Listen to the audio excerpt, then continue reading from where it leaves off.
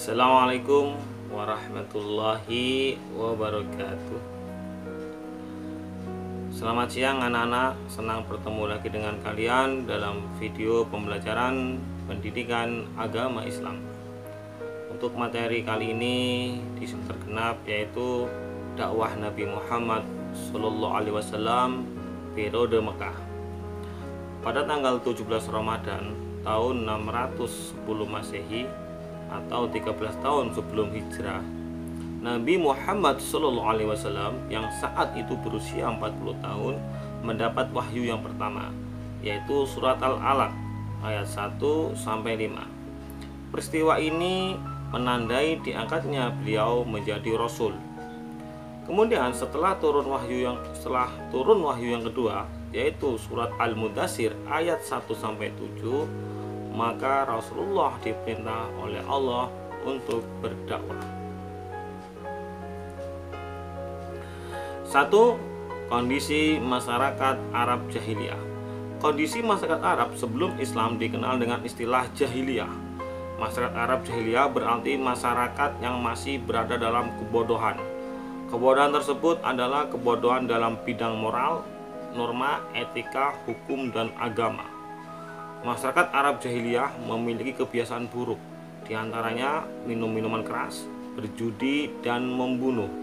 Lebih dari itu, mereka beranggapan bahwa minum minuman keras, berjudi, mencuri, merampok, berzina, membunuh bukan merupakan perbuatan salah atau dosa. Kedua, Nabi Muhammad SAW diangkat jadi Rasul. Ketika beliau menginjak usia 40 tahun, Nabi SAW lebih banyak mengerjakan tahanut atau menyendiri, menjauhkan diri dari keramaian. Bisa juga dengan sebutan uzlah. Mengapa Nabi Muhammad melakukan tahanut? Karena Nabi merasa muak atau tidak tahan dengan kerusakan-kerusakan atau kemungkaran-kemungkaran yang disebabkan oleh orang kafir Quraisy. Pada malam 17 Ramadan atau bertepatan 6 Agustus 6010 Masehi, ketika bertahanut di Gua Hira, datanglah malaikat Jibril menemui Nabi Muhammad untuk menurunkan wahyu pertama, yaitu surat Al-Alaq ayat 1-5. Turunnya wahyu yang pertama ini secara resmi mengangkat Nabi menjadi Rasul. Setelah menerima wahyu yang pertama, Nabi tidak langsung berdakwah menyampaikan risalah Allah. Nabi menunggu surat yang kedua atau wahyu yang kedua turun, yaitu surat Al-Mudaththir ayat 1-7. Ketiga, substansi dakwah Rasulullah di Mekah. A. Mengajarkan tauhid kepada Allah Subhanahu wa Ta'ala. Rasulullah SAW mengajak masyarakat Arab yang saat itu menyembah berhala agar mengesahkan atau mentauhidkan Allah, menyembah hanya kepada Allah, serta mengakui kerasulan Nabi Muhammad SAW dengan mengucapkan kalimat syahadat, asyhadu an la ilaha illallah wa asyhadu anna Muhammadar Rasulullah. Yang B. Memperbaiki akhlak masyarakat Mekah. Rasulullah SAW memperbaiki akhlak masyarakat Mekah yang saat itu terbiasa berperilaku jahiliyah seperti minuman-minuman keras, berjudi, berzina, dan membunuh. Islam menegaskan bahwa semua perbuatan tersebut adalah dosa besar. C. Menegakkan keadilan dan persamaan derajat. Islam mengajarkan persamaan derajat di antara sesama manusia. Masyarakat Arab jahiliyah saat itu masih membedakan derajat laki-laki dan perempuan dan antara budak dan majikannya. Yang terakhir, D. Mengajarkan adanya hari kiamat. Islam mengajarkan bahwa setelah alam dunia ini hancur dan akan digantikan dengan alam akhirat, setiap manusia akan diminta pertanggungjawabkan atas selama mereka hidup di dunia. Bagi yang beramal saleh dan berperilaku mulia akan mendapat balasan surga. Sebaliknya, bagi yang bermaksiat dan berperilaku tercela akan dibalas dengan neraka. Yang keempat, strategi dakwah Rasulullah di Makkah. A. Dakwah secara sembunyi-sembunyi kurang lebih selama 3 tahun. Pada mulanya Rasulullah menyampaikan ajaran Islam kepada anggota keluarga, sahabat, dan orang-orang yang paling dekat dengan beliau. Mereka ini sangat mengenal kepribadian Nabi Muhammad SAW. Dakwah secara sembunyi-sembunyi berhasil mengislamkan Khadijah, istri Nabi, Abu Bakar, Ali bin Abi Thalib, Zaid bin Harisah, Utsman bin Affan, Jubair bin Awam, Sa'ad bin Abi Waqqas, Abdurrahman bin Auf, Tolha bin Ubaidillah, Abu Ubaidillah bin Jarrah, Arqam bin Abil Arqam, dan terakhir Fatimah binti Khattab. Yang B. Dakwah secara terang-terangan selama 10 tahun.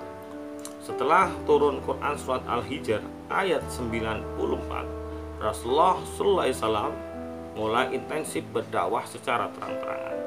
Rasulullah merasa lebih mantap untuk berdakwah karena mendapat dukungan dan perlindungan dari Abu Thalib. Rasulullah mengumpulkan penduduk Mekah di Bukit Safa. Dakwah mulai gencar dilakukan oleh Rasulullah sehingga bergema ke seluruh wilayah kota Mekah.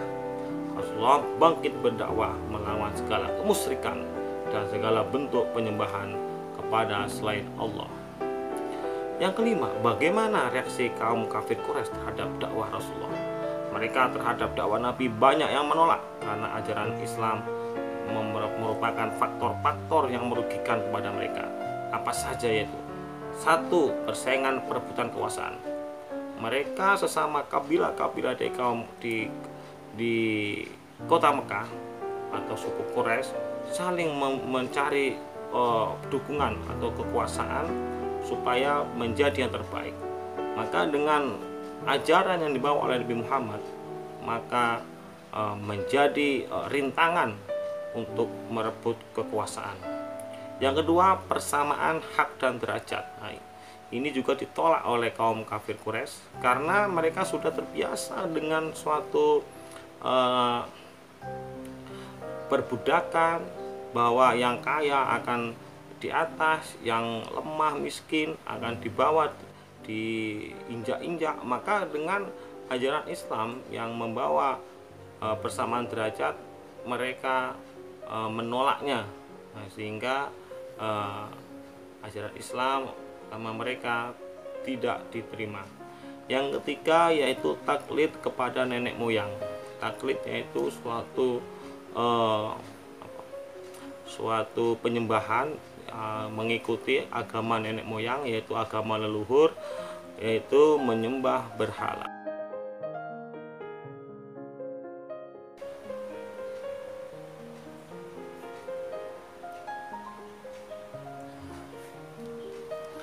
Yang keenam, penyebab keberhasilan dakwah Nabi. 1. Berakhlak mulia. Nabi Muhammad SAW memiliki sifat mulia, yaitu jujur, amanah, tabligh fatonah, sehingga akhlak mulia tersebut bisa menarik orang-orang untuk masuk Islam. Yang kedua, memiliki analisa sosial yang cerdas.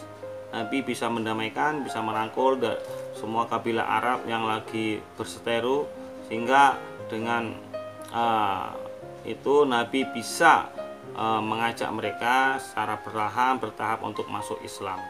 Yang ketiga, Nabi memiliki niat yang kuat, yaitu niat menyebarkan agama Islam karena Allah, bahwa agama yang memang betul-betul benar, agama yang tauhid, yaitu agama Islam. 4. Nabi memiliki sifat kasih sayang. Kita tahu Nabi Muhammad SAW merupakan orang yang sabar, sehingga kesabaran beliau menjadikan orang-orang itu tertarik juga untuk masuk Islam. Yang kelima yaitu menyampaikan kebenaran. Islam merupakan agama yang melarang atau tidak boleh untuk berbuat jahat. Jadi Islam melarang meminum minuman keras, melarang untuk berzina, dan melarang untuk membunuh. Jadi dengan larangan-larangan itu banyak juga orang-orang Quraisy, orang-orang Mekah yang tertarik untuk masuk Islam. Yang keenam, yaitu Nabi menggunakan strategi yang tepat. Strategi dakwah Nabi yang tadi Bapak terangkan di awal, yaitu pertama dengan cara sembunyi-sembunyi. Nah, di sini orang-orang terdekat beliau, sahabat beliau diajak dulu untuk masuk Islam. Setelah mendapat dukungan dari orang-orang terdekat dan sudah menjadi kekuatan, maka Nabi melakukan dakwah dengan cara terang-terangan. Itulah yang menyebabkan keberhasilan dakwah Nabi.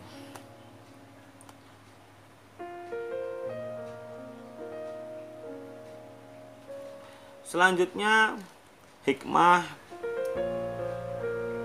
dakwah Rasulullah SAW di Mekah. Apa saja hikmahnya? 1. Menumbuhkan keyakinan bahwa Allah Subhanahu wa Ta'ala pasti akan menolong hambanya yang sabar dan tabah. Jadi Nabi yakin pada dirinya bahwa dengan diutusnya beliau menjadi Rasul, maka Allah juga akan menolong beliau dari segala kesusahan, dari segala gangguan-gangguan, sehingga keyakinan itulah yang menjadi penolong Nabi dalam menyebarkan agama Islam. Yang kedua, meyakini bahwa semua hidayah datang dari Allah, sementara Rasulullah hanya bertugas menyampaikan risalah. Di sini kita bisa mengambil kesimpulan bahwa walaupun Nabi berjuang mati-matian untuk menyebarkan agama Islam, tetap hidayah itu datang dari Allah. Contoh dari paman beliau sendiri, yaitu Abu Thalib. Nabi berkali-kali untuk mengajak Abu Thalib masuk Islam, tetapi berkali-kali pula Abu Thalib menolaknya. Mengapa? Karena Abu Thalib tidak mendapat hidayah dari Allah. Nah, ini makanya bahwa tugasnya Nabi hanya pembawa risalah, bukan penurun hidayah. Yang ketiga, Islam mengajarkan persamaan hak dan derajat bagi semua manusia. Sekaligus agama Islam menghapus perbudakan. Kita tahu di masyarakat Mekah atau Arab, perbudakan lagi menjadi suatu kebiasaan, menjadi suatu adat atau menjadi suatu budaya yang semua orang kaya banyak memiliki budak-budak, dan orang kaya-kaya itu bebas untuk memperlakukan budak-budaknya. Dengan turunnya agama Islam, maka perbudakan itu dihapus, semua orang sama di mata Allah. Yang keempat, hikmahnya yaitu setiap perjuangan dakwah membutuhkan pengorbanan. Rasulullah SAW dan para sahabat telah mengorbankan harta, benda, dan jiwa untuk menegakkan ajaran Islam. Jadi seperti sahabat Nabi Utsman bin Affan yang kaya berkorban mengeluarkan uangnya, Abu Bakar juga, semuanya tahu bahwa untuk menegakkan ajaran kebenaran maka harus siap juga berkorban. Itulah 4 hikmah dakwah Rasulullah di Mekah. Sekian dulu dari Bapak video yang Bapak sampaikan kepada kalian. Mudah-mudahan bermanfaat. Jangan lupa tugas yang Bapak berikan setelah video ini kalian kerjakan. Jangan bermalas-malasan, karena kesuksesan itu harus dimulai dari perjuangan seperti yang dilakukan oleh Nabi dalam berdakwah. Ingat nasihat Imam Syafi'i yang berbunyi, jika kamu lelah dengan pahitnya belajar, maka kamu akan terhina dengan kebodohan sepanjang hidupmu. Itu dulu yang Bapak sampaikan kepada kalian. Jangan lupa juga 3M, yaitu mencuci tangan, kemudian memakai masker, dan menjaga jarak. Masa pandemi ini kita juga harus sabar dan tawakal kepada Allah. Semua sudah kehendak Allah. Sekian dari Bapak. Assalamualaikum warahmatullahi wabarakatuh.